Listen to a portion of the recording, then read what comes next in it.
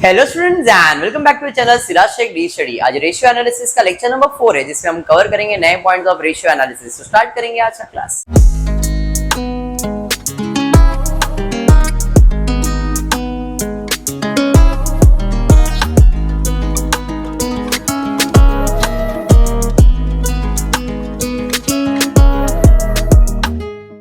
Start करेंगे ratio analysis. पहले format, अब तक फॉर्मेट देखो, मैं फॉर्मेट बोल रहा हूँ, कंपलसरी नहीं है। जो अपन बनाते ना ये कंपलसरी नहीं है, आप डायरेक्ट भी सॉल्व कर सकते हो। अगर आपको ओनर्स फंड कैसे निकालते हैं मालूम पड़ गया है, बोरोड फंड कैसे निकालते हैं मालूम पड़ गया है, फिक्स असेट ये मालूम है, तो फॉर्मूला अप्लाई करो, आंसर सॉल्व करो, टाइम का बचत। लेकिन नहीं सर, हमको इतना कॉन्फिडेंस तो नहीं आया है, हमको ये फॉर्मेट में कॉन्फिडेंस आ जाता है, तो आप करो, कोई प्रॉब्लम नहीं, इसको कोई मार्क्स नहीं है। अगर क्वेश्चन में बोला है कि ये प्रिपेयर करो और देन सॉल्व करो, तो फिर इसको मार्क्स है। क्लियर है? चलिए, जैसे इस क्वेश्चन में आपने को दिया था, following are the balance sheet of bliss and happiness limited as on 31 March 2017। आपको बैलेंस शीट वगैरह दिया हुआ है। सेल्स फॉर द ईयर, पहली बार अपने को सेल्स दिख रहा है, पूरे साल का सेल्स दिया है 7 लाख रुपए, ग्रॉस प्रॉफिट दिया है 25% एंड ओपनिंग स्टॉक दिया 1,09,000। Profit before tax for the year ending is 2,10,000। कुछ नए नए चीजें दी गई है। You are required to compute the following ratio and comment on the current ratio. अपने को रेशियो फाइंड करना है, बट देख सकते हो 7 रेशियो हो गए। सर बैलेंस शीट में तो 6 रेशियो थे, तो 7वां क्यों है? इधर एक नया रेशियो भी आपको आज पूछा गया है। करंट रेशियो सुना है, एसिड रेशियो सुना है, कैपिटल गियरिंग सुना है, प्रोप्राइटरी सुना है, डेप्थ इक्विटी रेशियो सुना है, रिटर्न ऑन कैपिटल एम्प्लॉयड नहीं सुना है, स्टॉक टर्नओवर भी नहीं सुना है। हमने स्टॉक टू वर्किंग कैपिटल सुना है, बट ये स्टॉक टर्नओवर रेशियो है। क्लियर है क्या? पक्का? चलिए, आई होप सबको फॉर्मूलेज याद है, ऐसा मेरा अजम्पशन है, क्योंकि आज मैंने फॉर्मूला का शीट रखा नहीं है, आप फटाफट से सॉल्व कर लो। सबसे पहले अपन मार्किंग कर लेते, देखते कौन सा चीज किधर किधर जाएगा। Equity share capital owner's fund में, शेयर होल्डर फंड में जाएगा। General reserve, reserves and surplus owner's fund में ही जाएगा। प्रेफरेंस शेयर ओनर्स फंड में, शेयर होल्डर फंड में जाएगा। डिबेंचर्स बोरोड फंड में, सिक्योर्ड में चले जाएगा। Trade payable current liabilities, bank overdraft current liabilities, दोनों मेरा करंट लायबिलिटीज ही है, but bank overdraft current liability के साथ साथ नॉन क्विक लायबिलिटीज भी है। क्या बात? Provision for tax current liabilities. Machinery fix asset, investment investment, stock in trade quick, sorry आप इधर लिख देते हो करंट असेट और क्विक भी है, बराबर है। तो current asset, non quick asset, ठीक है। Bill receivable current asset, trade receivable current asset, cash at bank current asset, profit and loss miscellaneous expenses. Reserves and surplus ने डेबिट पे दिया, असेट पे दिया, इसलिए मिसलेनियस है। इधर होता तो रिजर्व्स एंड सरप्लस ही होता। मार्किंग क्लियर हो गया? चलिए फिर इनका पोस्टिंग कर लेते हैं। सबसे पहले हम स्टार्ट करेंगे सोर्सेज ऑफ फंड से। Heading number 1, sources of fund. अब सोर्सेज ऑफ फंड में सबसे पहला चीज जो आप सॉल्व करते हैं वो क्या है? Very good, part A, own fund. Own fund में पहला क्या आता है? Share holder fund. Share holder fund, भाई शेयर होल्डर फंड में क्या क्या आएगा बताओ? इक्विटी शेयर और प्रेफरेंस शेयर्स। बढ़िया है, वेरी गुड। तो यहां पे आ जाएगा इक्विटी शेयर और प्रेफरेंस शेयर्स। ये नहीं दिख रहा है? ठीक है, कोई नहीं, कोई नहीं, व्हाइट में ही रहने देता हूं फिर। ब्लू दिख रहा है क्या? अच्छा ठीक है, ये वाला देखो दिख रहा है क्या? ये दिख रहा है? पक्का? व्हाइट से ही कर दूं? कोई नहीं, कोई नहीं, आप जैसा बोलेंगे, जो कलर में बहुत ऑप्शंस है कलर्स में। इक्विटी शेयर कैपिटल कितना भाई? Equity share capital 1 lakh. कौन से कॉलम में लिखूंगा मैं? फर्स्ट कॉलम में। इधर काई के लिए इधर लिखूंगा? कोई कॉजिनरी थोड़ी है, मैं डायरेक्टली यस फर्स्ट कॉलम में लिख लेता हूँ ना, इक्विटी शेयर कैपिटल 1 लाख। उसके बाद 10% preference share capital, 10% preference share capital કેટલો 70,000 1,80,000 तो 70 क्या है? General reserve. जनरल रिजर्व कोई नहीं होता है 1,80,000। टोटल ले लेंगे इसका, इसे क्या कहते हैं? Total share holder fund 2,80,000, 2,80,000। Next उसके बाद हेडिंग नंबर 2 आ जाएगा, reserves and surplus. Reserves and surplus एक ही है अपने पास, एक ही है। क्या है वो? General reserve. जनरल रिजर्व कितना है? 70,000 बराबर है। उसके बाद तीसरा हेडिंग है लेस मिसलेनियस एक्सपेंसेस, जिसमें profit and loss debit balance दिया है मेरे को। कितना दिया है? 14,000। ये क्या होगा? माइनस। माइनस करके जो आंसर आएगा इसे मैं कहता हूं टोटल ओनर्स फंड। 3,36,000। क्या बात है, मुझे मिल गया 3,36,000 टोटल ओनर्स फंड। समझ में आ गया? चलिए हेडिंग नंबर 2 डाल देता हूं, बी। क्या है भाई? Borrowed fund. बोरोड फंड के अंदर पहला पार्ट जो है उसे हम लोग कहते हैं क्या? Secured loan. और सिक्योर्ड लोन में एक ही बंदा है, 15% डिबेंचर्स, तो मैं डायरेक्टली लिख रहा हूं 15% डिबेंचर्स। कितना है? 1,20,000। क्या बात है। सेकेंड होता है अनसिक्योर्ड लोन, जो कि कुछ भी नहीं है। तो अब इसका टोटल लेना पड़ेगा मुझे, तो भाई इसका टोटल ले लेता हूं। टोटल बोरोड फंड कितना आ जाएगा भाई? 1,20,000। टोटल ले लेंगे 1,20,000। अब मेरे पास 2 कॉलम हो गया, बराबर है। तो यहां पे आ जाता हूं और मैं लिख लेता हूं क्या? टोटल कैपिटल एम्प्लॉयड कितना? 3,36,000 प्लस 1,20,000, 4,56,000। समझ में आ गया? इसमें कुछ भी डाउट? बराबर है ना? होता है ये उम्र में। सीमा तेरे से नॉर्मल है ये। 3 और 4 लाख इधर हो गया, 3 और 2 5 हो गया, और 6 सीधा सीधा टोटल हो रहा है सीमा। कोई नहीं, हेडिंग नंबर 2 आ जाएगा, पैसा जाएगा। नहीं, कितना है? ये 3,36,000 है।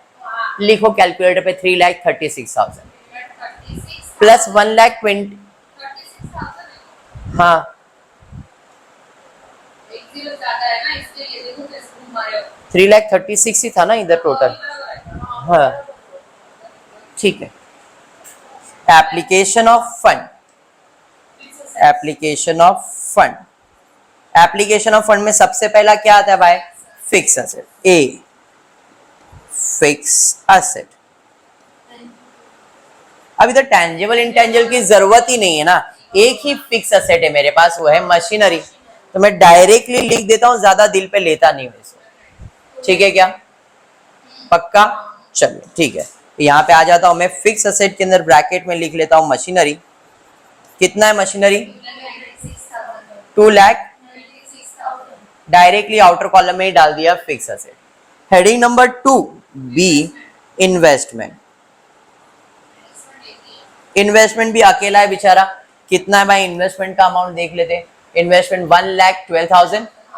चल इन्वेस्टमेंट 1,12,000। इन्वेस्टमेंट 1,12,000। उसके अलावा हेडिंग नंबर 3 जो मैं इधर सॉल्व कर रहा हूं, वहां जगह कम है इसके लिए। Heading number 3 very good, working capital. अब वर्किंग कैपिटल में सबसे पहला चीज जो अपन सॉल्व करते हैं, वेरी करंट असेट्स, और करंट असेट के अंदर सबसे पहला चीज जो आप लिखते हैं वो है क्विक असेट्स, ठीक है। अब क्विक असेट्स के अंदर क्या क्या आ रहा है जरा चेक करते। तो क्विक असेट के अंदर बिल रिसीवेबल आएगा, ट्रेड रिसीवेबल आएगा, कैश आएगा, तीन ही चीज आएगा, स्टॉक नहीं आएगा। इसके ऊपर और कुछ है नहीं, देख सकते हो आप, बाकी चीज तो हमने कर लिया, इसके लिए मैंने यहां तक रखा है। ओके, तो मेरा क्विक असेट क्या क्या है? तो क्विक असेट में पहला है मेरे पास बिल्स रिसीवेबल, उसके बाद सेकेंड मेरे पास है ट्रेड रिसीवेबल, फिर मेरे पास है कैश एंड बैंक। ये मेरे सारे क्विक असेट्स है। कौन से कॉलम में? इनर कॉलम के भी इनर में आएगा। तो यहाँ पे बिल रिसीवेबल कितना है भाई? 20,000, bill receivable 20,000, trade receivable 49,000 and cash 38,000। तो ये मुझे मिल जाएगा टोटल क्विक असेट। समझ में आ गया क्या? तो यहाँ पे मुझे मिलेगा टोटल क्विक असेट कितना? Very good, total quick asset 1,07,000। ये आ जाएगा आउटर कॉलम में 1,07,000।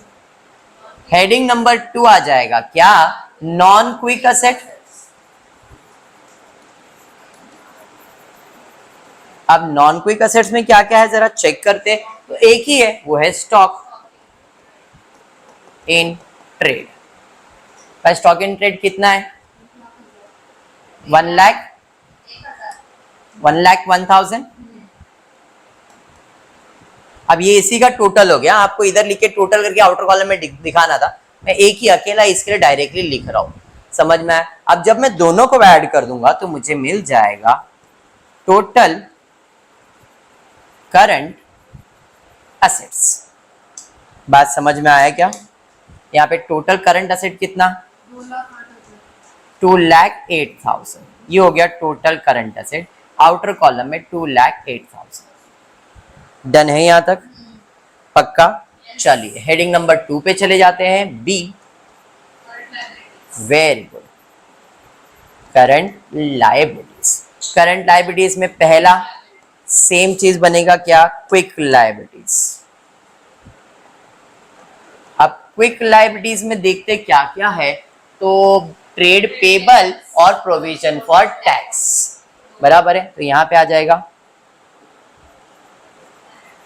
Trade payable, provision for tax. Trade payable कितना है देखो, 1,22,000, और दूसरा प्रोविजन फॉर टैक्स 18,000। टोटल ले लेंगे, क्या बात है। ये मुझे मिल जाएगा टोटल क्विक लायबिलिटीज कितना? 1,40,000। आउटर कॉलम में 1,40,000। उसके बाद सेकेंड हेडिंग आ जाएगा, heading number second, non quick liabilities, बराबर है। नॉन क्विक लायबिलिटीज, इसमें एक ही चीज है तुम्हारा, क्या है? Bank overdraft. कितना है? 20,000। दोनों को ऐड कर दूंगा तो मुझे मिल जाएगा टोटल करंट लायबिलिटीज कितना है? 1,60,000। 1,60,000, जबकि ये होने वाला क्या है? माइनस। जैसे ही माइनस करूंगा तो जो आंसर आएगा वो आ जाएगा वर्किंग कैपिटल। Working capital 48,000। 2,08,000 में से ये माइनस करके 48,000। 48,000, क्या बात है, ये मिल गया। अब आपके पास तीन कॉलम में तीन अमाउंट है, 2,96,000, 1,12,000 एंड 48,000। सबको ऐड करेंगे तो अपने को मिलना चाहिए टोटल कैपिटल एम्प्लॉयड। भाई टोटल कैपिटल एम्प्लॉयड कितना है देख लो। टोटल कैपिटल एम्प्लॉयड 2,96,000, 1,12,000 प्लस 48,000, 4,56,000 आ रहा है तो सही है, नहीं तो गड़बड़ है। 4,86,000, सॉरी 56,000। 4,56,000। ये हो गया आपका सम कंप्लीट। अब हमको क्वेश्चन में क्या करना है, तो हमको सारे रेशियो फाइंड करने। आई होप अब आपको रेशियो बाय हार्ट है, तो एक एक करके मैं पूछते जाऊंगा और आप फॉर्मूलाज देते जाओगे। जो चीज नया है वो मैं एक्सप्लेन करूंगा, बाकी चीज तो आपको सॉल्व करना है। करंट रेशियो, चलिए फॉर्मूला क्या है बताइए जरा करंट रेशियो का। Okay, very good. Current ratio is equals to current asset upon current liabilities. तो क्या मुझे करंट असेट मालूम है क्या, चेक करो। हाँ जी, करंट असेट मालूम है, कितना है 2,08,000।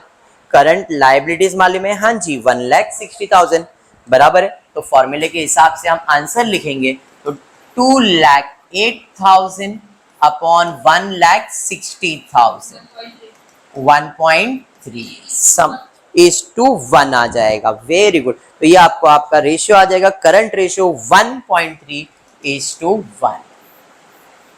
क्लियर है। सेकेंड फॉर्मूला क्या पूछा है जरा देखो, क्विक रेशियो। सेकेंड चीज क्या पूछा गया अपने को, क्विक नहीं सर एसिड, अरे acid ratio, liquid ratio, quick ratio सब एक ही होता है। तो यहाँ पे नाम जो बोला है वही लिख रहा हूं, बट फॉर्मूला आपको ध्यान में होना चाहिए। एसिड यानी कि क्विक, तो quick asset upon quick liabilities. समझ में आ गया। तो क्विक असेट है क्या मेरे पास, देखता हूं। हाँ जी, क्विक असेट है 1,07,000। क्विक लायबिलिटीज है क्या मेरे पास 1,40,000। तो फॉर्मूले में लिख देता हूं 1,07,000 divide by 1,40,000। 0.76 is to 1। Clear है क्या, समझ में आ गया, पक्का समझा। बढ़ेंगे नेक्स्ट, उसके बाद क्या है भाई देखो जरा, उसके बाद है स्टॉक टर्नओवर रेशियो। इसके पहले जब मैं कर रहा था तो हम स्टॉक वर्किंग कैपिटल कर रहे थे, दोनों में फर्क समझो। स्टॉक वर्किंग कैपिटल का फॉर्मूला क्या था, closing stock upon working capital. But यहां पे तो अलग ही कुछ फंडा दिख रहा है, स्टॉक टर्नओवर रेशियो। तो स्टॉक टर्नओवर रेशियो पहली बार आपके पास आया है, ये कहीं ना कहीं balance sheet profit and loss के टाइम पे यूज किया जाता है। ये फॉर्मूला किधर यूज किया जाएगा, प्रॉफिट एंड लॉस। अभी बैलेंस शीट में आया है, बट 90% ये formula balance sheet profit and loss के टाइम पे आएगा। स्टॉक टर्नओवर रेशियो का फॉर्मूला है कॉस्ट ऑफ गुड्स सोल्ड। इसका दूसरा नाम भी है inventory turnover ratio. Stock turnover का दूसरा नाम भी है इन्वेंटरी टर्नओवर रेशियो। मैं दोनों लिख देता हूं, स्टॉक टर्नओवर रेशियो, और इसका दूसरा ही नाम लिख रहा हूं इन्वेंटरी टर्नओवर रेशियो। इसका फॉर्मूला है COGS upon average stock. COGS upon average stock, cost of goods sold upon average stock. अब कॉस्ट ऑफ गुड्स सोल्ड का फॉर्मूला क्या है, तो ये चीज आपने ऑलरेडी किया हुआ है, opening stock add purchase add direct expense less closing stock. इतना बड़ा फॉर्मूला है। अपॉन एवरेज स्टॉक का फॉर्मूला क्या है, opening stock plus closing stock divided by 2। But मैं इतना बड़ा कुछ आपको याद नहीं करवाने वाला, ये तो उनका फॉर्मूला जो है वो बता रहा हूं मैं, बट सिरासर है तो कुछ ना कुछ तो करेंगे। COGS का formula opening add purchase add direct expense less closing stock, और एवरेज स्टॉक है opening plus closing divide by 2, जो बुक का फॉर्मूला है। ठीक है। अब COGS मतलब कितने का सामान बेचा, खर्चा। इस क्वेश्चन में अपने को सेल्स दिया है और प्रॉफिट कितना है वो भी दिया है। अगर मैं 7 लाख रुपए का सेल करके 25% कमा रहा हूं, तो इसका मतलब है खर्चा कितना कर रहा हूं, 75%।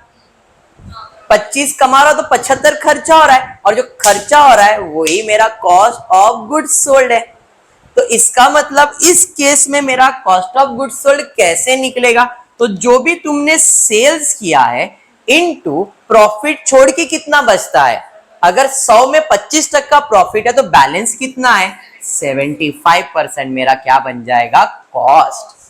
समझ में आया? तो सेल्स इंटू 75% करूंगा तो क्या बन जाएगा, COGS। पूरा वही चीज है। अपॉन एवरेज स्टॉक के लिए तो ये फॉर्मूला, इसके अलावा कुछ है ही नहीं। तो क्या मुझे ओपनिंग स्टॉक क्वेश्चन में दिया है? आंसर ओपनिंग स्टॉक दिया है, तो क्लोजिंग नहीं दिया है, मतलब वो भी दिया है। ये स्टॉक का मतलब क्या है, क्लोजिंग स्टॉक बैलेंस शीट का। तो भाई क्लोजिंग स्टॉक भी मालूम है, ओपनिंग स्टॉक भी मालूम है, तो एवरेज स्टॉक भी आ ही जाएगा। समझ में आ रहा है यहाँ पे? तो यहाँ पे मैं लिख लेता हूं, सेल्स कितना है मेरा भाई, सेल्स है मेरा 7 लाख इंटू कितना परसेंट चाहिए, 75। एवरेज स्टॉक कितना, 1,09,000 प्लस 1,01,000, शायद देख लेते ना एक बार। ओपनिंग स्टॉक कितना है, 1,01,000 और ये कितना, 1,09,000 बराबर है, डिवाइडेड बाय 2। अंडरस्टूड?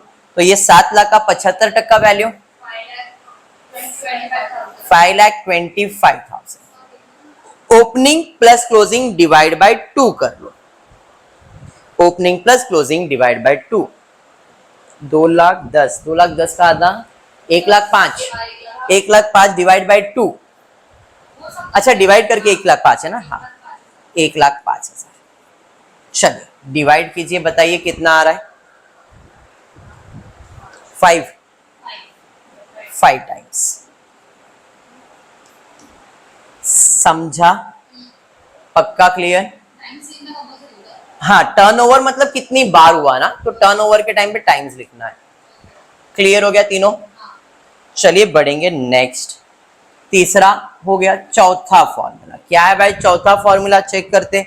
चौथा फॉर्मूला मुझे क्या पूछा है, कैपिटल गियरिंग रेशियो। सर ये तो मेरे को आता है, कैपिटल गियरिंग का फॉर्मूला क्या है बताओ। कैपिटल जिसके साथ इंटरेस्ट डिविडेंड फिक्स है वो ऊपर, और जिसके साथ फिक्स नहीं है वो नीचे। तो कैपिटल गियरिंग रेशियो, तो कौन सा कैपिटल है जिसके साथ इंटरेस्ट और डिविडेंड फिक्स होता है? Very good. तो इस केस में प्रेफरेंस और डिबेंचर्स। तो प्रेफरेंस कैपिटल कितना, 1,80,000, डिबेंचर्स कितना, 1,20,000। तो 1,80,000 प्लस 1,20,000 कितना हो गया, 3 लाख। तो 3 लाख क्या हो गया, गेयर वाला हो गया। तो यहां पे आ गया 3 लाख गेयर वाला। बिना गेयर वाला कौन सा है, इक्विटी है। तो इक्विटी मतलब ओनर फंड। ओनर फंड कितना है, 3,36,000। बट 3,36,000 के अंदर में 1,80,000 तो गेयर वाला है, तो 3,36,000 में से 1,80,000 निकाल दो, माइनस 1,80,000 कितना आता है देखो,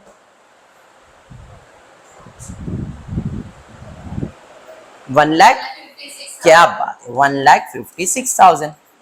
डिवाइड करके आंसर बता देंगे तो बढ़िया हो जाएगा, 1.92 is to 5। समझ में आ गया? चलिए बढ़ेंगे नेक्स्ट। उसके बाद क्या पूछा है भाई, उसके बाद हो गया प्रोप्राइटरी रेशियो। ये भी तो आपने किया हुआ है, प्रोप्राइटरी रेशियो। क्या है प्रोप्राइटरी रेशियो का फॉर्मूला, बोलो जरा। Proprietary ratio is equals to proprietor fund upon total asset into 100। Proprietor fund मतलब ओनर फंड, टोटल असेट मतलब fix asset plus current asset. समझ में आ गया? तो प्रोप्राइटर फंड देखो कितना है, क्वेश्चन के अंदर अपने को मालूम है कितना है प्रोप्राइटर फंड, 3,36,000। फिक्स असेट कितना है, फिक्स असेट 2,96,000। करंट असेट कितना है भाई, करंट असेट 2,08,000। प्लस करो कितना आ रहा है, 2,96,000 प्लस 2,08,000, 5,04,000। क्लियर है? इन्वेस्टमेंट भी है क्या क्वेश्चन में?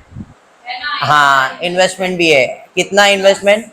यस 1,12,000। कितना हो गया, 6,16,000। क्या बात है, सही है। तो यहां पे आ जाता हूं, प्रोप्राइटर फंड 3,36,000 अपॉन 6,16,000 इंटू 100। समझाना कैसे किया, फिक्स असेट, इन्वेस्टमेंट और करंट असेट। 54.54 या 5554%। क्लियर है? नेक्स्ट उसके बाद क्या भाई, fix asset plus current asset. But इस क्वेश्चन में इन्वेस्टमेंट भी हुआ ना, तो इन्वेस्टमेंट भी आपका असेट में काउंट होता है ना। तो पूरा एसेट, टोटल एसेट में इन्वेस्टमेंट भी इंक्लूड कर दिया। नेक्स्ट भाई उसके बाद क्या है देखो, डेप्थ इक्विटी रेशियो। तो ये तो मालूम है, डेप्थ अपॉन इक्विटी।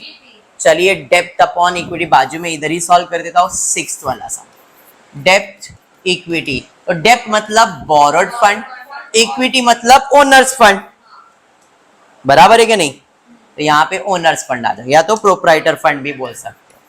तो बोरोड फंड कितना था देखो क्वेश्चन में, बोरोड फंड था मेरे पास 1,20,000 और प्रोप्राइटर फंड कितना था 3,36,000। चलिए फट से 1,20,000 डिवाइडेड बाय 3,36,000, 0.35, 0.35:1। समझ में आ गया क्या? नेक्स्ट उसके बाद है रिटर्न ऑन कैपिटल एम्प्लॉयड। ये आपके लिए नया था, फिर से एक बार, return on capital employed. Word किधर तो सुना है, कैपिटल एम्प्लॉयड सुना है ना। अब ये रिटर्न ऑन कैपिटल एम्प्लॉयड का मतलब है कितना पैसा लगा के कितना आप कमा रहे हो। तो मैं कितना कमा रहा हूं ये तो क्वेश्चन में कहीं पे सुना है मैंने, बट ये है प्रॉफिट बिफोर टैक्स। अब ये चीज इसके अंदर नया है। तो प्रॉफिट बिफोर टैक्स का मतलब है टैक्स के पहले का प्रॉफिट, बट इंटरेस्ट के बाद का प्रॉफिट है। ये क्या होता है सर? अपन ने सुना है net profit before interest and tax minus होता है इंटरेस्ट, तो मिलता है नेट प्रॉफिट बिफोर टैक्स। तो अपने को क्वेश्चन में यही दिया है नेट प्रॉफिट बिफोर टैक्स, मतलब इसका मतलब ये है कि इंटरेस्ट सब माइनस करके दिया है, हाँ है नहीं। कैपिटल एम्प्लॉयड के अंदर डिबेंचर्स इंक्लूड होता है ना, तो अगर आप कैपिटल एम्प्लॉयड में डिबेंचर इंक्लूड कर रहे हो तो उसका एक्सपेंस क्यों एक्सक्लूड कर रहे हो, वो भी इंक्लूड करो ना। समझा मैं क्या बोल रहा हूं? जब मैं कैपिटल एम्प्लॉयड में डिबेंचर्स को इंक्लूड कर रहा हूं तो नेट प्रॉफिट बिफोर टैक्स में इंटरेस्ट को भी क्या करना पड़ेगा, इंक्लूड करना पड़ेगा। अब इंटरेस्ट कितना इंक्लूड करना पड़ेगा, तो डिबेंचर मैंने जो लिया है वो कितना लिया है 1,20,000 और उस पर ब्याज कितना दिया है मैंने 15, तो 1,20,000 का 15% पहले कैलकुलेट करो कितना आ रहा है देखो, तो इंटरेस्ट आ रहा है आपको 18,000। हाँ जी, तो अब मैं net profit before interest and tax निकालूंगा, कितना, तो 2,10,000 प्लस 18,000 कितना हो गया भाई, ये 2,28,000। ये मैंने कमाया और मैंने इन्वेस्ट कितना किया है कैपिटल एम्प्लॉयड में 4,56,000। तब मुझे इसका परसेंटेज, रिटर्न मतलब क्या होता है, परसेंटेज निकालना। तो अगर 4,56,000 100% कमाई इन्वेस्टमेंट है तो 2,28,000 कितना परसेंट। तो हम क्या करते हैं, आप क्रॉस मल्टीप्लाई करो, लेकिन अपने को फॉर्मूला बताना पड़ेगा। तो आरओसी मतलब return on capital employed, formula कहता है net profit before interest and tax upon capital employed into 100। हमने क्या किया, net profit into 100 divide by capital employed. तो इसी चीज को फॉर्मूले में भी लिख दिया, ये इंटू ये डिवाइड बाय ये ना, तो ये क्या है net profit before interest tax, ये 100, ये कैपिटल एम्प्लॉयड। तो आरओसी का फॉर्मूला बना, और आरओसी का फॉर्मूला है net profit before interest and tax upon capital employed into 100। तो आपने इधर क्रॉस मल्टीप्लाई करके परसेंटेज निकाला होगा, कितना आ रहा है बताओ जरा, 2,28, 50% है, ये 50% है, आधा आधा दिख रहा है। 228 का डबल करेंगे तो 456 आ जाएगा। समझ में आया? तो आज के दो नए फॉर्मूलेज आपके लिए हुए, एक हुआ स्टॉक टर्नओवर रेशियो स्टार्ट में, स्टॉक टर्नओवर, और ये हुआ तुम्हारा आरओसी का formula, return on capital employed. बाकी सारी चीजें आपके लिए कॉमन थे। देखो ये फॉर्मेट में बनाने से आपका फायदा, टाइम कंज्यूमिंग है, बट ये बनाने से सब अमाउंट मिल जाते हैं जो चाहिए अपने को फॉर्मूले में। तो it's up to you, you want to prepare you can prepare, you don't want to prepare don't prepare, compulsory नहीं है। But if you are following me, तो भाई ये करोगे तो तुम्हारा बेनिफिशियल क्या है वो बता दिया मैंने। ठीक है, आज के लिए इतना ही करते हो। फुली वीडियो पसंद आए तो प्लीज वीडियो को लाइक कर देना, फ्रेंड ग्रुप में शेयर करना, चैनल को सब्सक्राइब करना। Thank you for watching the video.